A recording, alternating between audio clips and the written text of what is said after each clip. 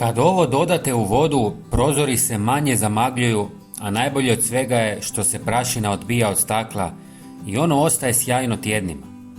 Zamagljeni i prašnjavi prozori često stvaraju osjećaj da prostorija nije svježa, čak i kada je sve ostalo uredno. Vlaga i kondenzacija na staklu raspršuju svjetlost i smanjuju vidljivost, zbog čega prostor izgleda tamnije i neurednije. Obično pranje stakla uklanja mrlje, ali ne sprečava ponovo zamagljivanje koje se brzo vraća.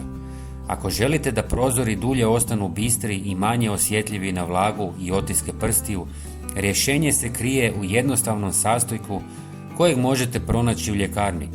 Za vrlo mali iznos moguće je nabaviti farmaceutski glicerin, a već od 60 grama dovoljno je da pranje prozora učini znatno učinkovitijim i dugotrajnijim.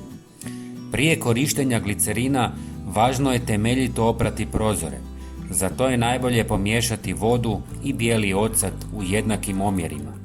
Ocat razbija masnoće i dezinficira površinu, pa prozori ostaju čisti i sjajni. Zatim u 250 ml tople vode dodajte malu količinu glicerina, dobro promiješajte i smjesu ulite u raspršivač. Glicerin je učinkovit protiv zamagljivanja jer veže vlagu i sprečava stvaranje sitnih kapljica na staklu. Umjesto magle, voda se ravnomjerno rasporedi u tanak, gotovo nevidljiv film. Time se smanjuje zamućenje i sprečava slijevanje kapljica niz površinu.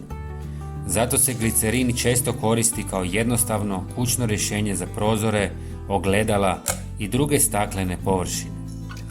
Nanesite mješavinu glicerina i vode krpom ili raspršivačem te ispolirajte do suhog.